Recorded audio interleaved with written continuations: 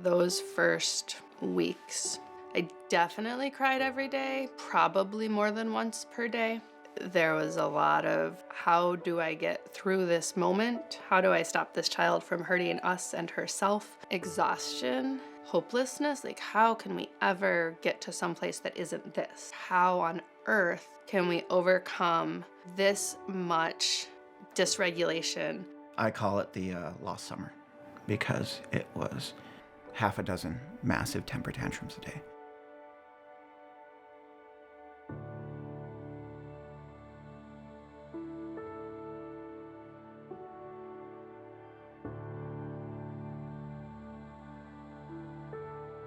When they started talking to us about being a permanency resource, we said we would be happy to take the older sister as well. Mostly, I think they just hoped someone would step up. We always thought that if the girls could be together, that was the right thing to do.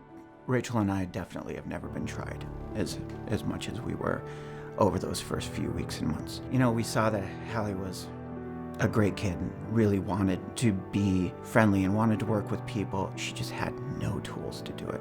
We know some things from her home of origin. We know that she has seen pretty awful abuse between parents, between family members. She experienced some forms of physical abuse. Aside from the food or shelter, the economic problems, there were physical and emotional neglect. Once she came into the system, she was very intense and she brought a lot of that with her. She was confused by the world, didn't know heads or tails, and had no ability to comprehend language. End result was a lot of tantrums and a lot of screaming and a lot of crying, and it was relentless, to be honest. Really, really hard. You are completely out of ideas.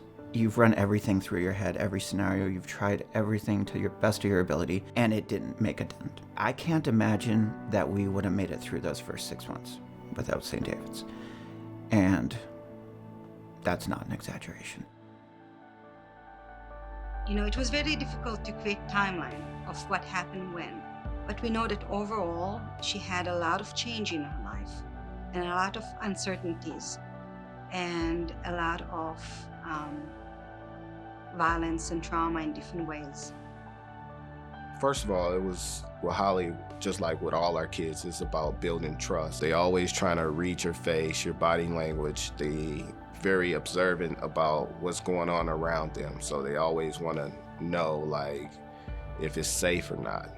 St. David's has such a high staff ratio and they are all professionals and they all are trauma informed. This is what they do. 3 hours a day, she is getting the perfect social, emotional care and learning that she needs to slowly move forward. And then that gives us just enough of a space to hopefully take a breath and come back and be able to do that work during all the other hours of the day.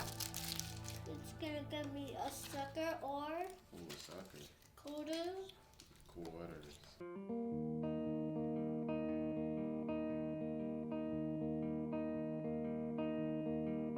Predictability and structure here at St. David's helped her a lot. I feel like that was like what we see is that every time that there is any change or any time even when there is a perceived threat that is not a threat, but even a perceived threat, this PTSD reaction of fight or flight will happen. She had moments of dissociation, of fear, severe fear, just calling into a ball and just saying like, I'll be good, trying to, protect herself. I feel a lot of times when we talk about PTSD, people think about soldiers. When a soldier might have some aggression or fear reaction, we accept it more than when a kid has aggression or fear, and we just want them to behave. All those behaviors are coming from severe trauma.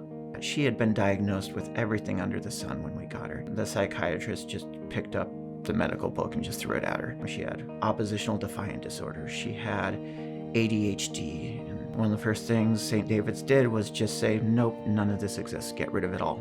We're going to blame all of her behaviors on trauma until we can prove definitively otherwise. 2 years later, they appear to be right 100% across the board. She should never have been diagnosed with any of those things. Part of what we do at St. David's is to help parents, school, caregivers understand from where those behaviors are coming from in order to help them learn how to narrate for the kids. Her brain was in survival mode. She wasn't available for learning and developing. What St. David's was able to do with to get her just to get a toehold, basically kind of on planet Earth, to be like, I don't have to be scared all the time.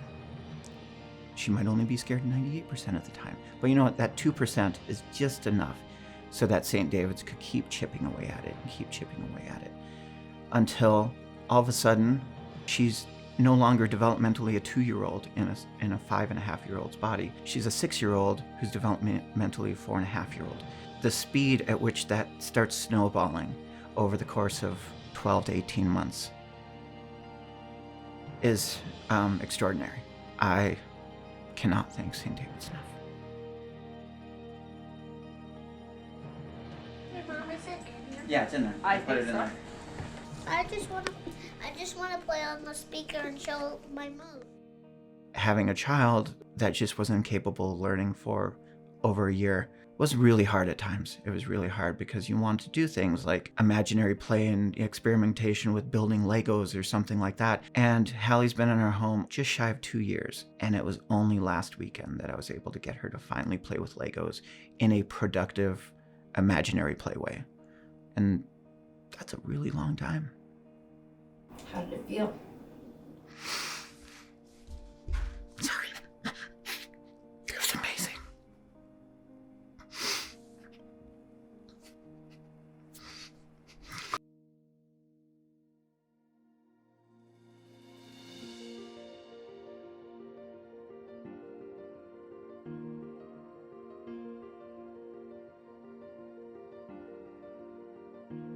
My hopes for Halle is just for her to take the skills that we have taught her and translate that in school and be a good student.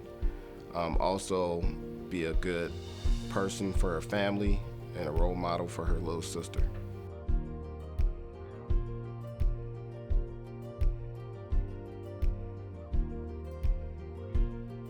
I sing St. David's praises at every opportunity that I can because it supported both Brock and I as parents in learning to be these kind of parents and to get through these stages and out of crisis and into a place where we could be in a place of love.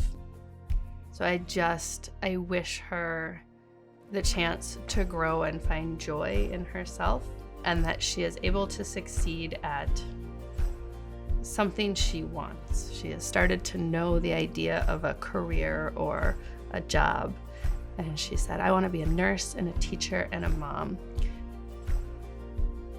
And what she wants is to be someone who gives to other people. And I really want her to grow strong enough that she can do that.